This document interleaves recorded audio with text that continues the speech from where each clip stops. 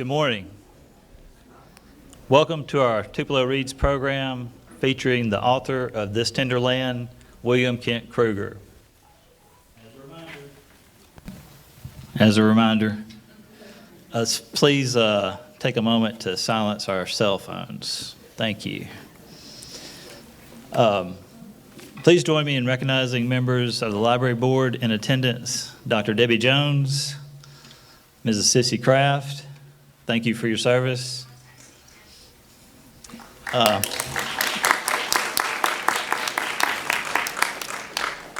Before our program begins, we have two special presentations. First, the presentation of the 2021 Helen Foster Award for Library Advocacy and Support.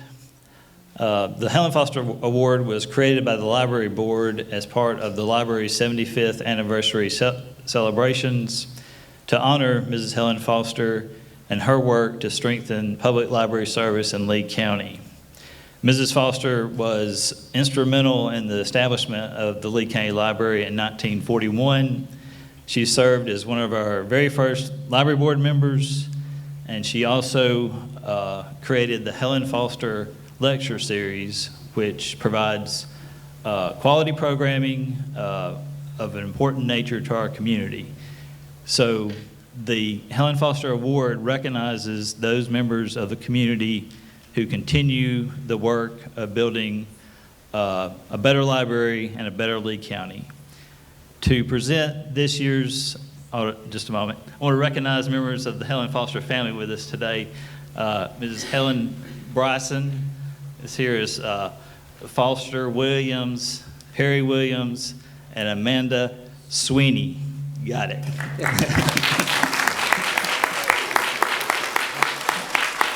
Thank you for y'all's continued support of the library. To present this year's Helen Foster Award is Mrs. Sissy Kraft.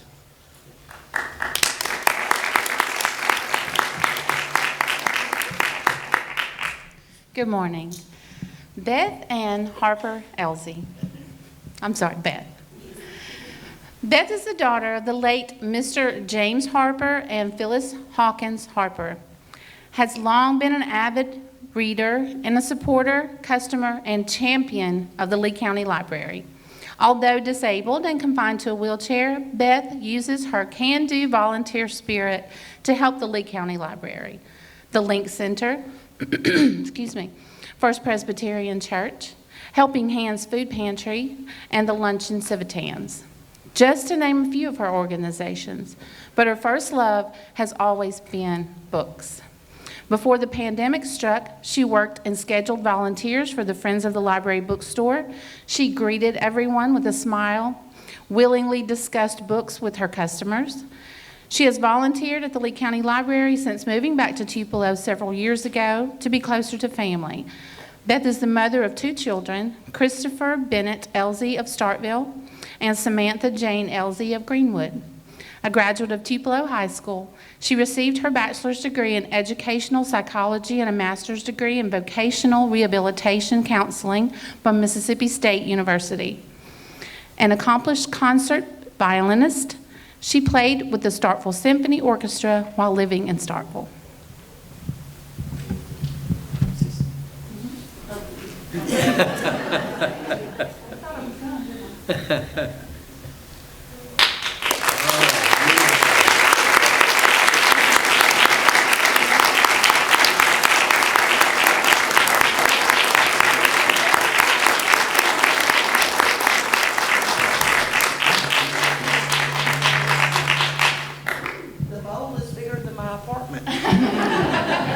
I'm going to have to find a place to put that.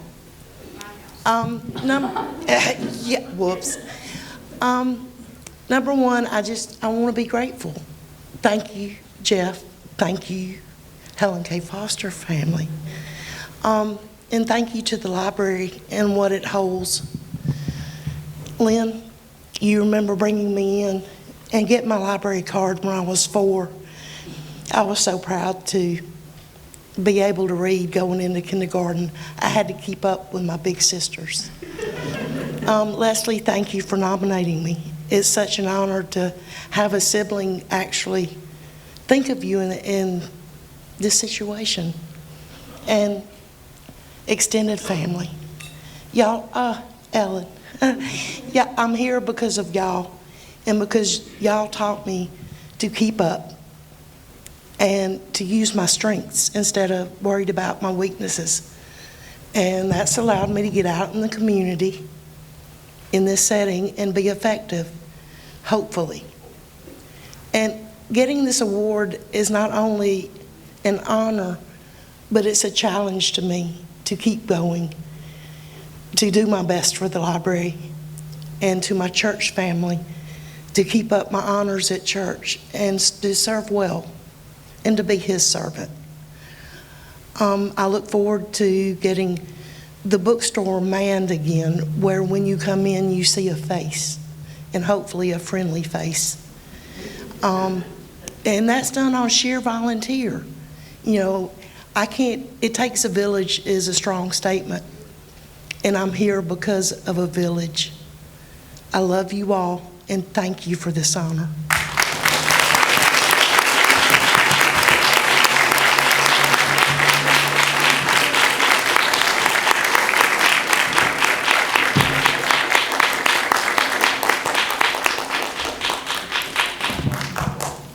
At this time, I would like to recognize members of the library staff who have reached service milestones at their time at the library. So I'd ask them to come out to recognize them.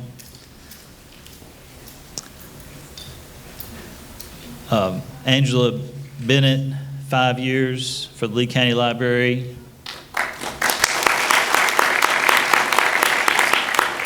Vicki Manning, 25 years.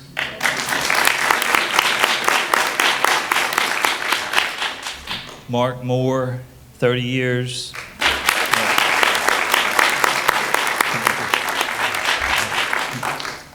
And for Itawamba County Library, Courtney Abels, 5 years. And Jeffrey Martin, 10 years. Thank you all very much.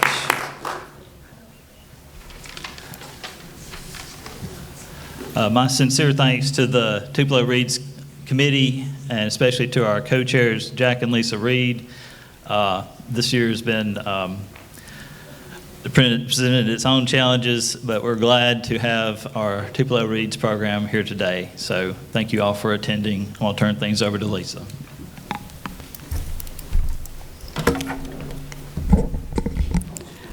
Well, good afternoon, everyone, and welcome.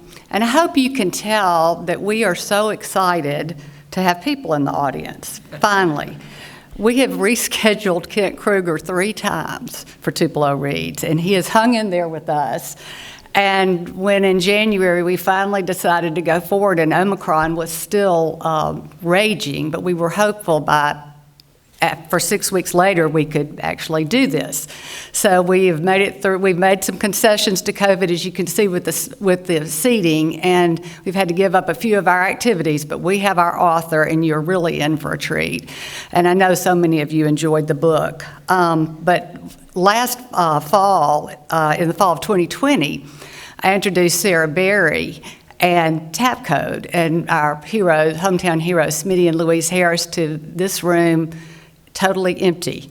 So it's the strangest feeling to be up here. All we have is a crew live streaming it. So it really is great to see y'all out there in person today, to have an audience. This is our 11th Tupelo Reads. It was founded in 2011 to promote a community coming together around a book to read and discuss.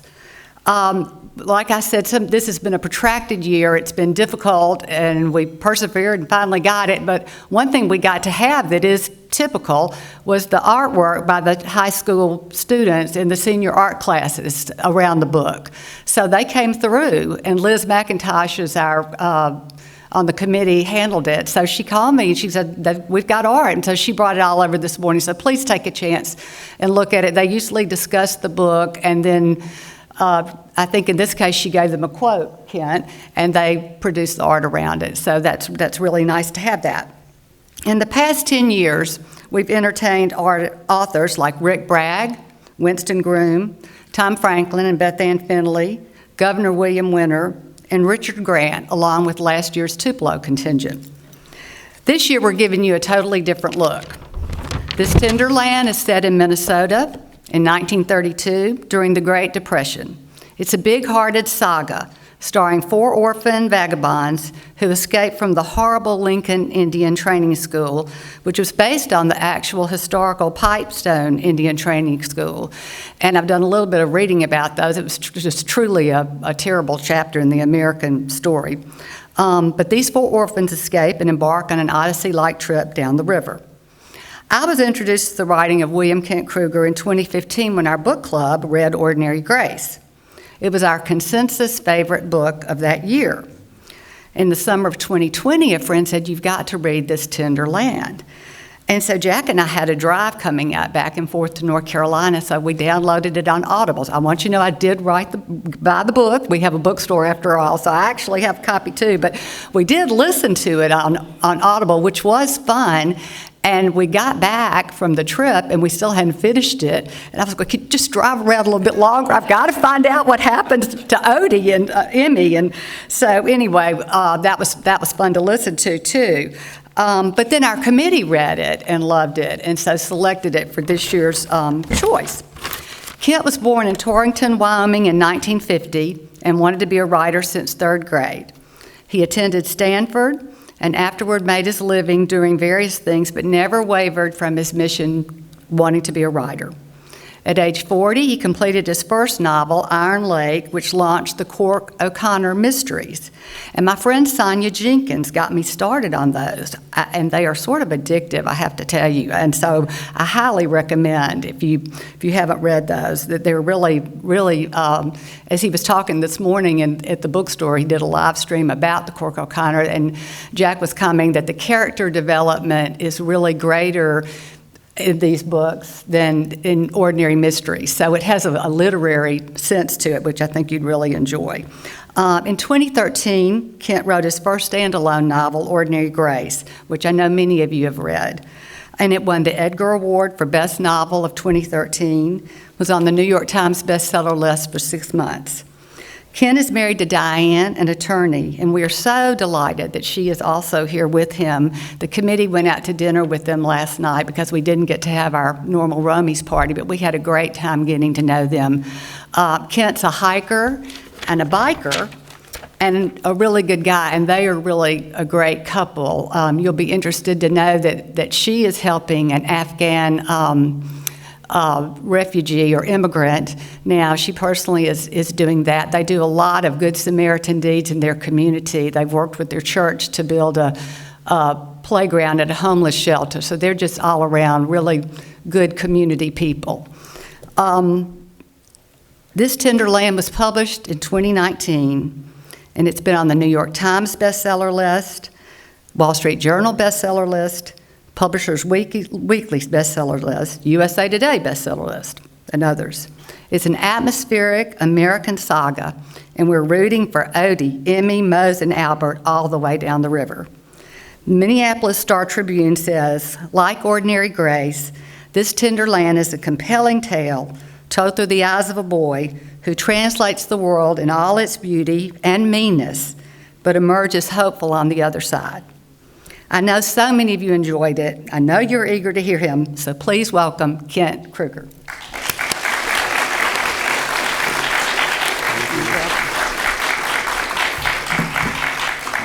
Thanks, Lisa, for that lovely introduction. Thanks to everybody for being here today. It's an incredible pleasure to visit Tupelo, my first visit. And I got to tell you, I'm in love with Tupelo. You live in an absolutely beautiful city. I want to thank the Tupelo Reads Committee. My wife and I had the pleasure of spending time with them last night. And I just want to thank you for all of the hard work that you've done to make today possible, and also the hard work you've done to make all of the other 11 years possible. And I'm sure the events going forward, because this strikes me as a program that will be have a very long life. So nicely done. And I especially want to thank Jack and Lisa Reed, who have been our hosts since we arrived. You are both the epitome of Southern hospitality. Thank you so very much. Folks, would you join me in a hand of appreciation for all of the hard work these folks do? Do you know, I loved hearing the story of a library card at 4 years of age. Because libraries are important to us all. And before I do anything with my prepared remarks, I want to talk a little bit about libraries and their importance to us, and tell you a story about an early love of libraries that came to me when I was 12 years old. That would have been the summer between my 6th and 7th grade year. I was a Boy Scout. And that was the summer I decided I was going to get my Reading Merit Badge. Now, one of the requirements for the Reading Merit Badge, at least back then, was that you had to spend some time at your local library volunteering. So I was living in a small town in Ohio at that point, and I went to the librarian and I made the arrangements. And when the time came, I showed up to do my duty. Now, this was long before they had computerized check-in and check-out. Do you guys remember that little envelope thing that used to be glued inside the back cover of every book with the slip inside? So what they did was they put me to work date stamping the returned books. They gave me this little black ink pad and a rubber date stamp. And so for the first hour I was there, it was sort of ka-chunk, ka-chunk, ka-chunk, ka-chunk, ka-chunk, ka-chunk. And after an hour of that, the librarian proceeded to walk my way and ask me a very librarian-esque question. She said to me, "Kent, what do you like to read?" Well, the honest-to-God truth was, I like to read comic books, but I didn't want to tell her that. And so I briefly considered lying, but there was that whole "a scout is trustworthy" thing going on. So I told her the truth. And without batting an eye, that wonderful librarian said to me, "Have you ever read The Count of Monte Cristo?" Yeah, I walked out of the library that day with that great Dumas classic under my arm. And I came back a couple of weeks later and checked out The Three Musketeers. And when I'd read everything our little library had by Dumas, I asked her, what should I read next? And she turned me on to H.G. Wells and Jules Verne and Arthur Conan Doyle and Jack London and Robert Louis Stevenson and all of these guys who wrote these great stories that were perfect for capturing a boy's heart and a boy's imagination.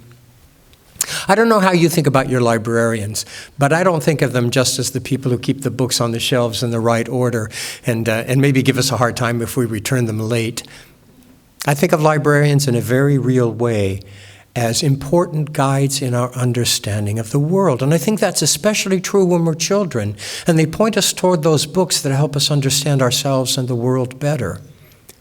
I think of libraries as the archives of our culture.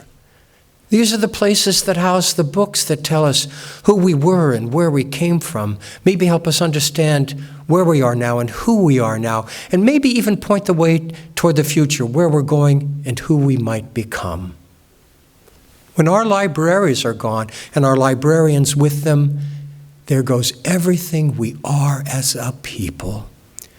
So the first thing I'd like to do today is ask you to join me in a round of applause of appreciation for the good work our librarians do for us all.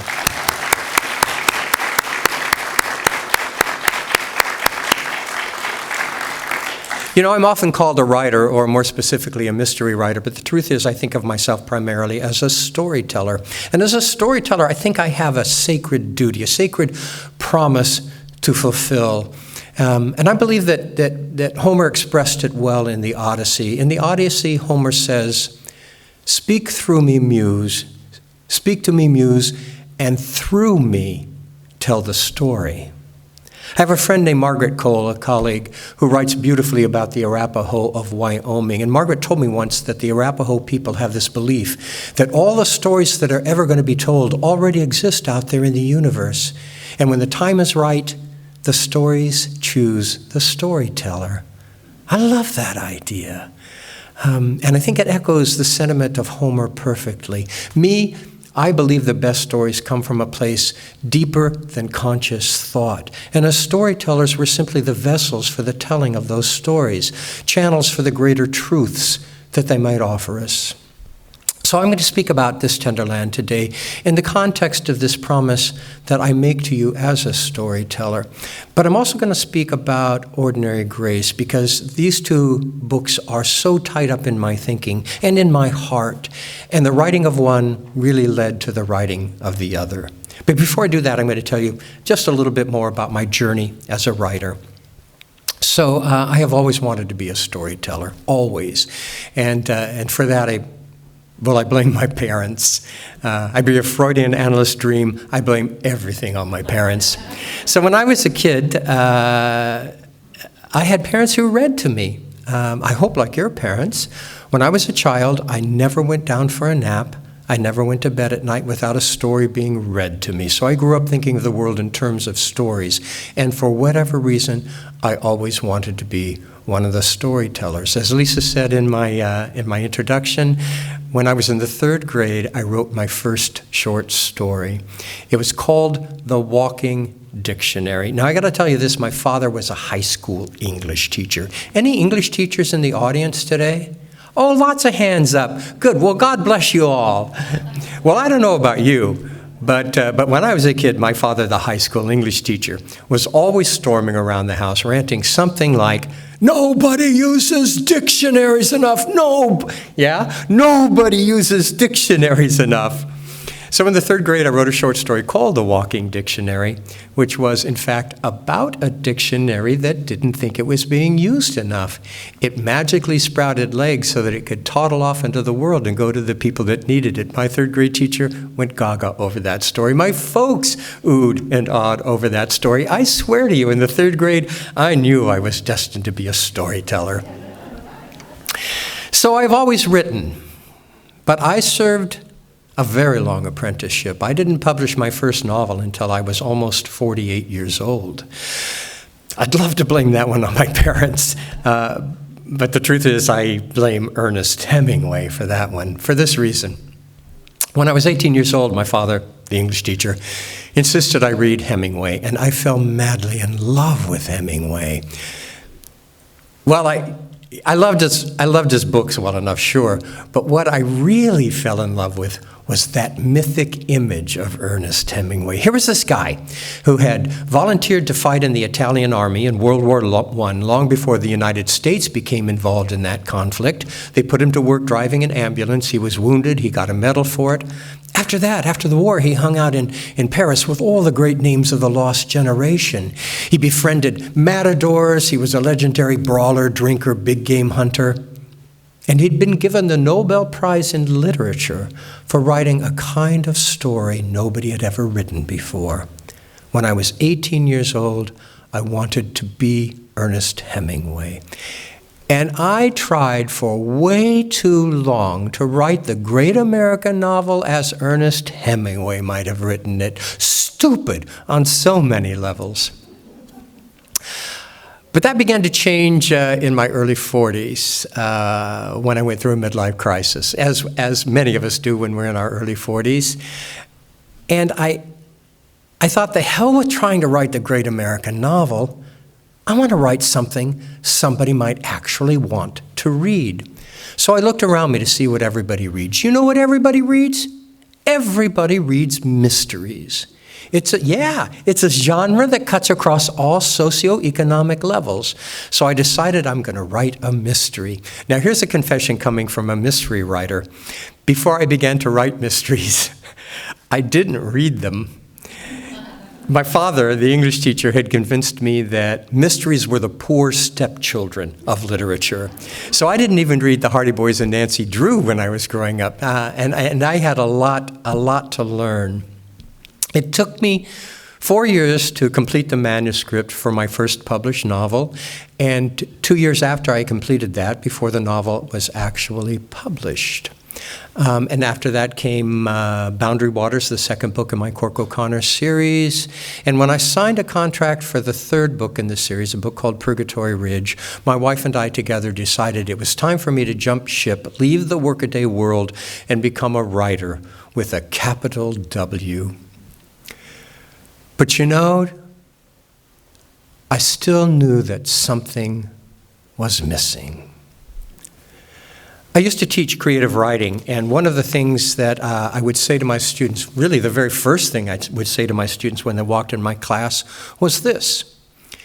If you're here because you think it's going to be really cool to call yourself a writer, or you think you're going to get rich and famous at it, I can pretty much guarantee you're going to be disappointed.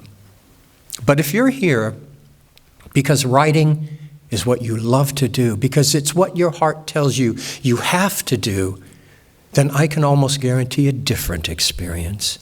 And I think in the end, it's not going to matter whether you become rich and famous, because what you will have done is spent your life following your heart, following your passion. And what could be better than that? But I also told my students this: if you're true to that journey, eventually you will discover the writer you were always meant to be, and you will be writing the stories you were always meant to write.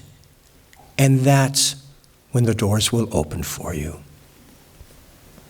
Well, the doors had opened for me, but I still didn't feel that I was the writer I was always meant to be, nor was I writing the stories I was always meant to write.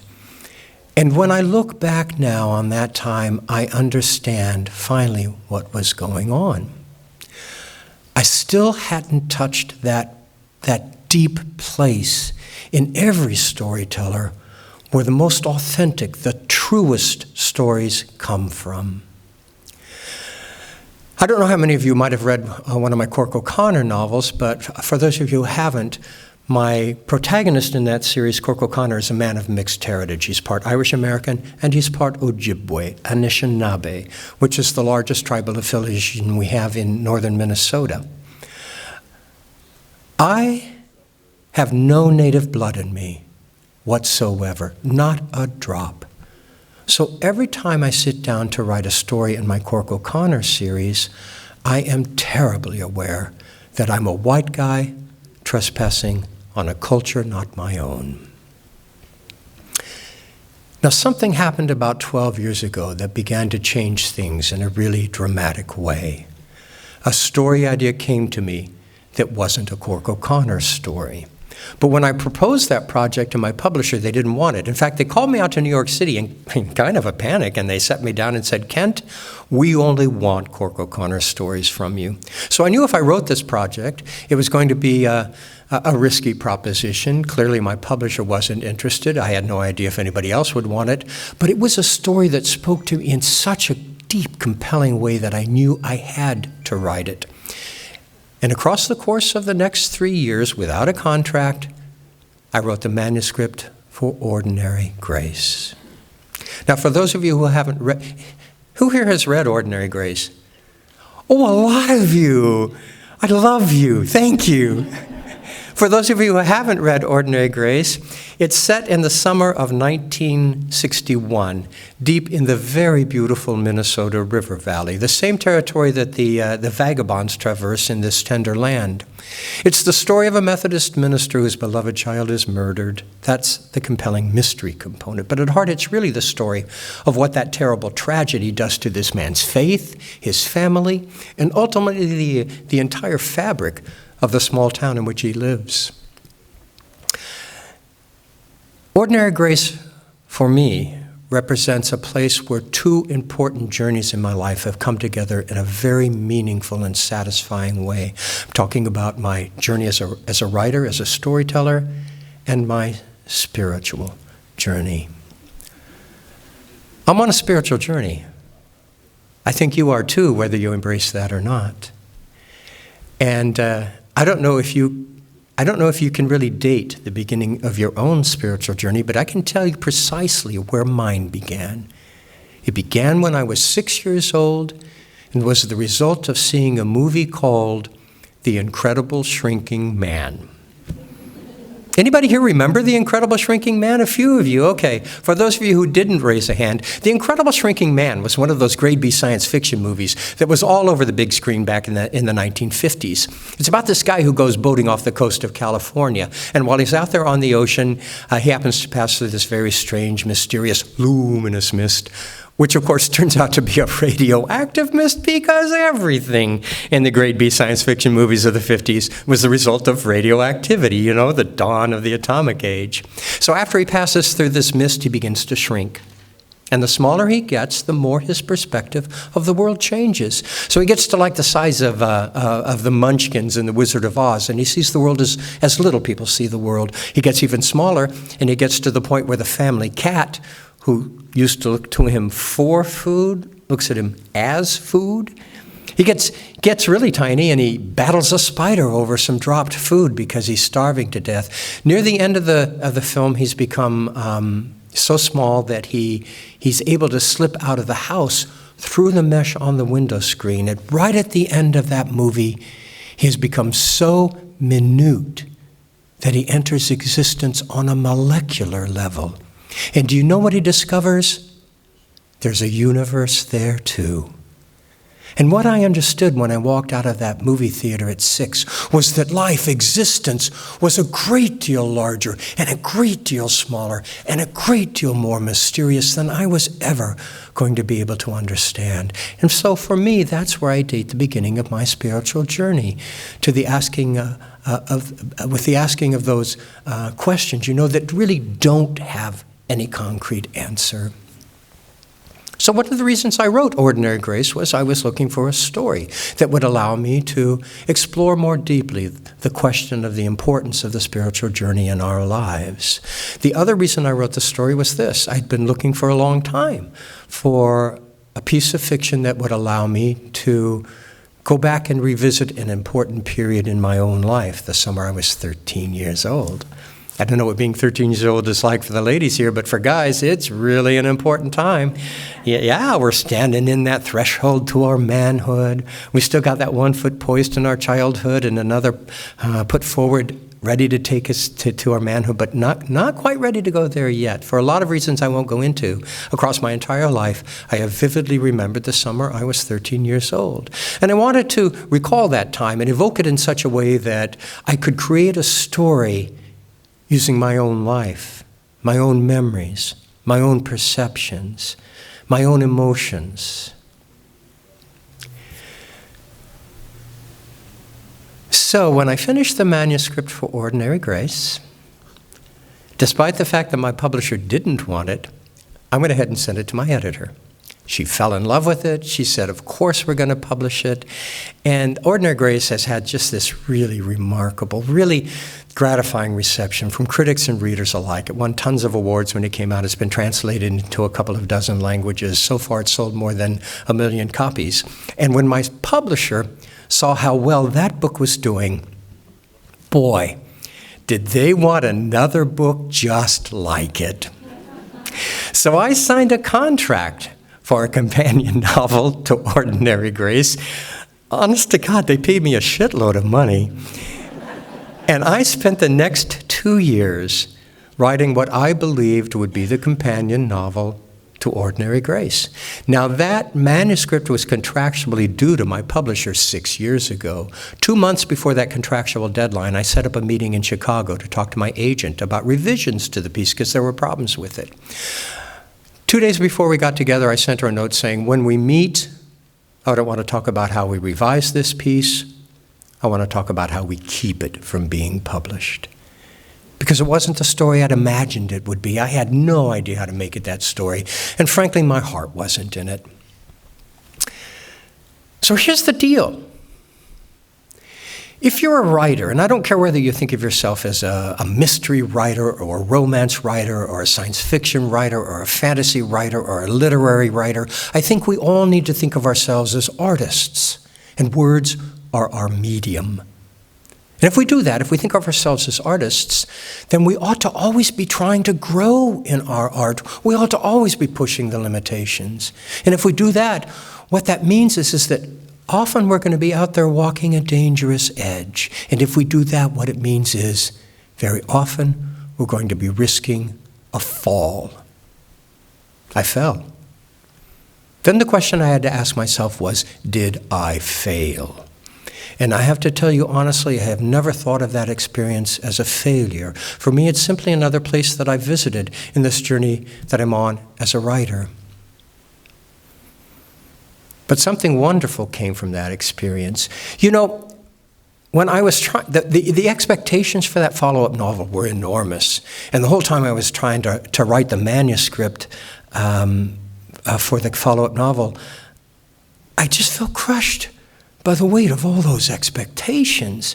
And the truth is, while I was writing it, what I was doing was trying to meet everybody else's expectations instead of writing the story that spoke to me from my heart. But as soon as all that weight got lifted off my shoulders and I felt free again, I saw so clearly that story I should have been writing, the story that did speak to me from my heart. And honest to God, it's a story I've wanted to write since I was 11 years old. When I was 11, that would have been in the 5th grade. Toward the end of that year, our teacher read to the class The Adventures of Tom Sawyer. She did it by reading half an hour after lunch every day. I loved that book. It was this kid, and he was just like me, and he was out there on the Mississippi River having these really great adventures.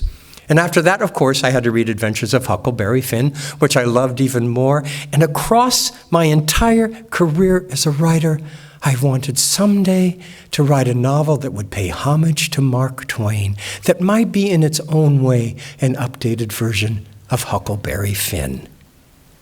And that's This Tender Land.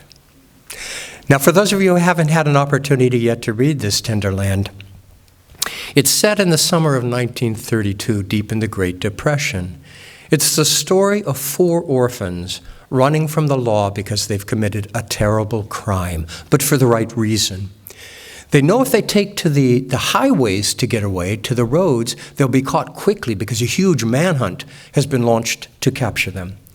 They're afraid to ride the rails, as everybody was doing back in the Great Depression, because the railroads back then were patrolled by private cops called bulls.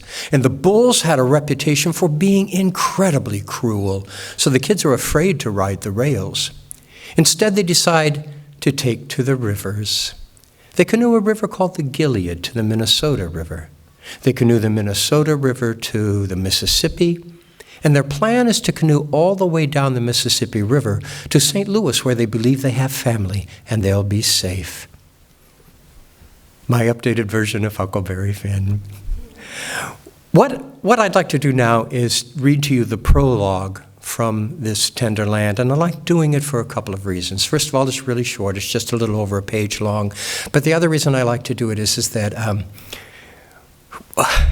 boy, do I love this prologue. I'm really proud of it. And I think it expresses really well what every good storyteller strives for, a story that comes from the heart, a story that does its best to tell an important truth. So this is how I bring readers into This Tender Land. In the beginning, after he labored over the heavens and the earth, the light and the dark, the land and sea, and all living things that dwell therein, after he created man and woman, and before he rested, I believe God gave us one final gift. Lest we forget the divine source of all that beauty, he gave us stories. I'm a storyteller. I live in a house in the shade of a sycamore tree on the banks of the Gilead River. My great-grandchildren, when they visit me here, call me old. Old is a cliché, I tell them, with mock disappointment, a terrible trivializing, an insult. I was born along with the sun and moon and planets and earth and all the stars. Every atom of my being was there at the very beginning. You're a liar, they scowl but playfully. Not a liar, a storyteller, I remind them. Then tell us a story, they plead.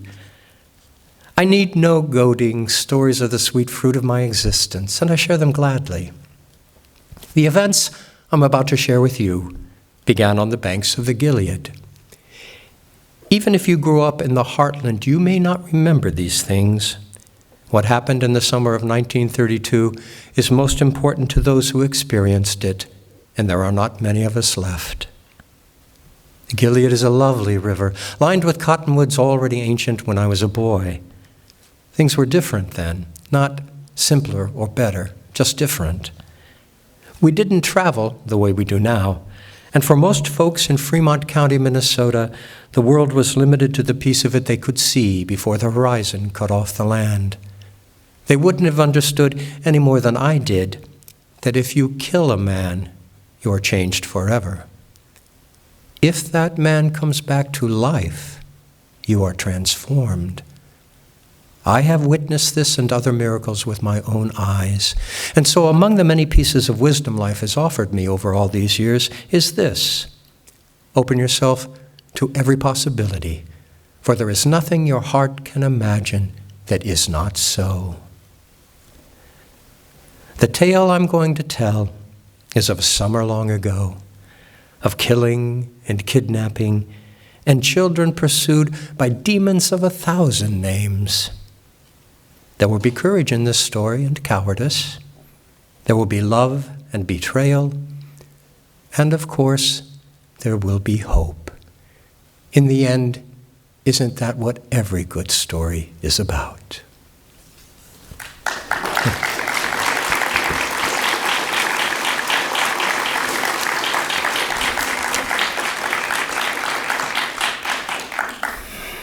You know, ever since we learned how to communicate with one another as human beings, stories and storytellers have been an important part of who we are.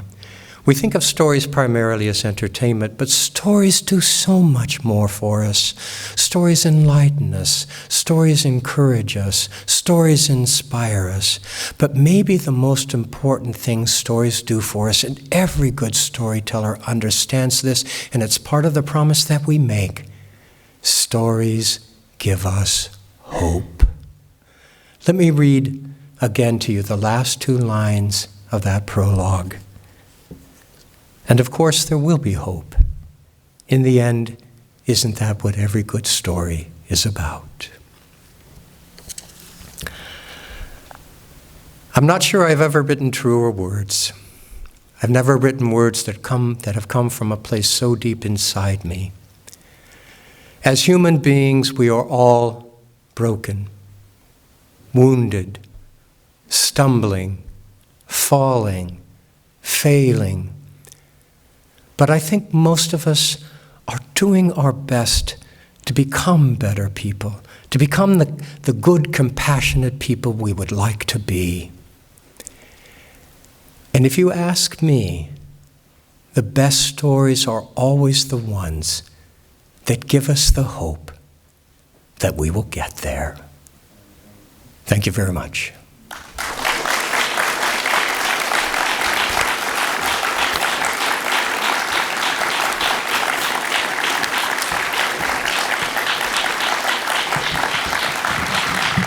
Thank you. I think I have been asked to leave some time for questions, and I think that's what's coming up now, right, Jeff? Yes. So go ahead. Who we got? Questions? Awesome. I wanted to ask about Emmy and her gift of seeing the future. Sure. So just comment on that. For those of you who haven't read Ordinary Grace, Emmy is one of the 4 vagabonds, one of the 4 children who take this epic journey in 1932. Emmy was the vagabond who came last in my thinking as a vagabond. I originally created Emmy to be just a daughter for Cora Frost, who taught at this school, because I thought Cora would be a woman who would have a daughter like Emmy. But the more I wrote Emmy into the scenes, the more I fell in love with her. And when it came time for the boys to run away from the boarding school, I thought, oh crap, they're going to be leaving Emmy in a horrible situation. They can't do that. So I knew she was going to have to go with them. And then I needed a part for her to play in this story. Now, my father, the high school English teacher, when I was a kid, had me reading very early all of the great hero and heroine quests in literature. And one of the things I remembered from that reading is that very often on a hero or heroine's quest, they are accompanied by a seer. Somebody who can actually look into the future and offer advice, whether it's taken or not. So I decided I was going to make Emmy my seer. Now, I knew that was going to be kind of a leap of believability for some people, but for me, it was not at all, because my mother was a seer. When I was a kid, it wasn't uncommon for the phone to ring, and Mom would go, "Oh, that's Aunt Joanne, and there's trouble." Or yeah, that's my wife laughing. Our daughter is a seer as well, and she has told us many of the horrible stories of the things that she's seen in her dreams. But when I was a kid, she would toss and turn. My mom would toss and turn for nights on end, and she would say, "Something terrible is coming. Something terrible is coming." And sure enough, something terrible came.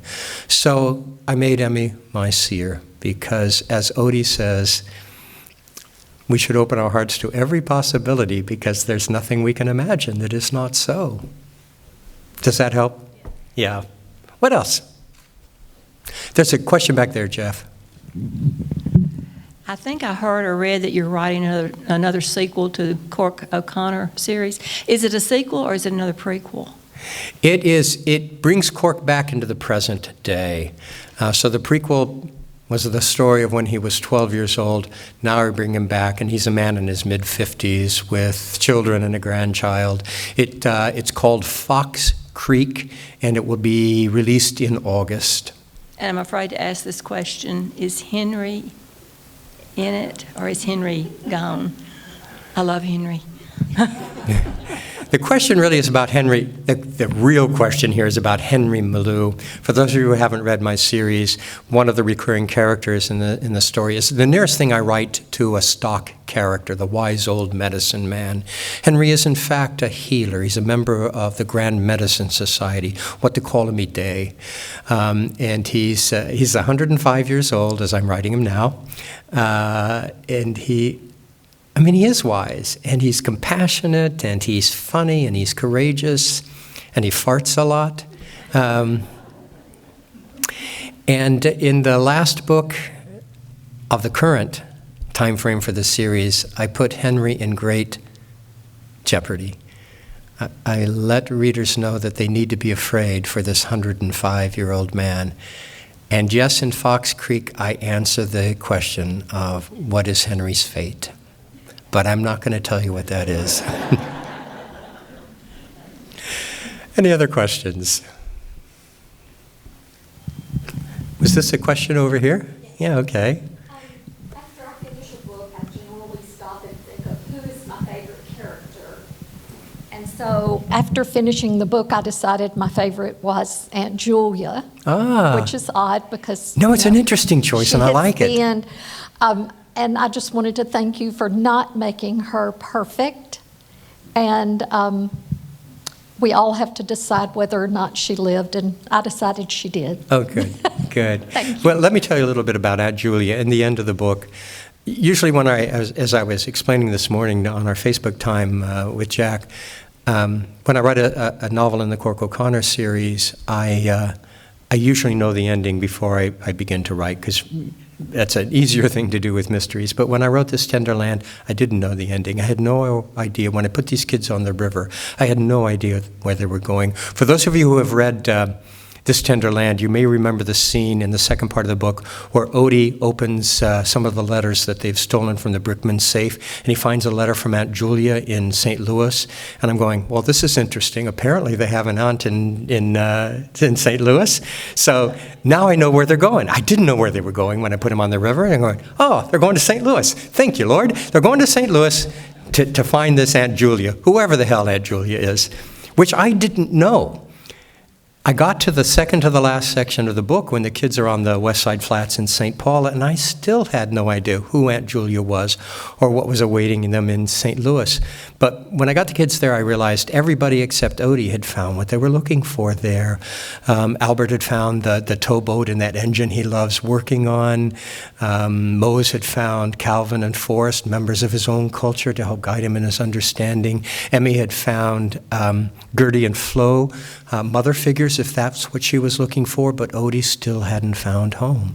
So I had to at that point realize that the last part of this journey was for Odie, and Odie alone, and whatever awaited him in St. Louis was for him alone. And then I had to figure out who Aunt Julia was. And that's where my imagination as a storyteller really kicked in. But I'm so happy you liked Aunt Julia, because in the end, I really loved it, Aunt Julia as well. Yeah. So I did love your book, and as I was reading it, I did think of Mark Twain, so I wanted God bless you. I now homeschool my own boys, so I'm still teaching. But one thing that I wanted to ask is a lot of the ones that you mentioned, like Mark Twain, those are considered children's classics. And most of the time in a children's classic, the protagonists are children, like in your book. But your book does not seem like it is marketed towards children, it's marketed towards adults. But what challenges did you find having your protagonists be children and still dealing with these really big, difficult topics, but yet still keeping the adult's interest like you did when having such young? Sure. So for the question, for those of you who might not have heard it, is really around the question of, this is a story really about the journey of children. The oldest of the vagabonds is 16, the youngest is 6. And yet it doesn't seem like a children's novel, like it's been marketed as a young reader's novel. And yeah, that's true. It hasn't been. But when I wrote this story, I wanted this to be a story that, say, a precocious middle grader could read, or a grandparent could read, and both of them enjoy the story. And so I had to write it in a way, and I think this is true of every good story, even those stories we think of as children's stories. The best of them you can read as an adult and really love the stories because they do everything a good story ought to do. They give you characters that you care about. They create these wonderfully intricate plots. Usually the language, it can be pared down for children, but that doesn't mean that it's not powerful language. So what makes a book great for younger readers makes it just fine for older readers as well. And in This Tender Land, I made a conscious decision not to have graphic violence, not to use four-letter expletives, because I wanted everybody to be able to read this story. And so I have had middle grade and high school teachers contact me and say, I'm going to have my kids read This Tender Land because it's informative in so many ways. It's not just a good story, but it teaches them about this particular period in history that they might not know about and is important for them to understand in terms of what made America the nation it is today. Does that make sense? Thank you. Any other questions? Yeah, we got one here. Well, it's also a comment. Often, there's so much foreshadowing in books that you pretty much know where you're going. You know what the end is. But from listening to what you're saying today, I understand that since you didn't know where you were going, we were able to go all the way to the end of the book pretty much and then have the ends tied up. And I really appreciated today hearing a lot of the comments you made because I will take them back to my book. Good, and thank you for that. And I think you're absolutely right. One of the challenges I have when I write a Cork O'Connor novel is, because I know where it's going, writing it in such a way that I don't tip my hand to the reader too soon. But with both Ordinary Grace and This Tender Land, I didn't know where the hell we were going. And that made it just an incredibly fun experience. These were two of the most incredible experiences I've ever had as a storyteller. And I think part of the fun was I just had no idea where we were going. Thank you for that comment. Are we there? Thank you.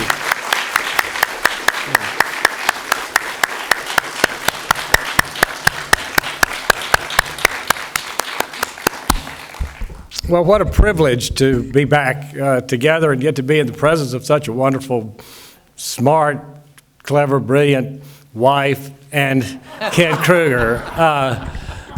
Kent, that really was a privilege. Just thank you so much. I just feel like, we know you as well as we know your work. I'm sure everybody here is going to leave feeling like this was just one of the best hours we've spent during COVID. And the last time we had people sitting in the balcony that I remember here was for John Grisham. So he's in good company. He's in good company with you. So Kent, he and Diane are driving to Atlanta this afternoon, but he has agreed to stay and sign books as long as anybody would like to stay and get something over there in the corner afterwards. Let me ask you all to just thank me one more time for Kent's visit to Tupelo, and we'll see you next year. Thank you.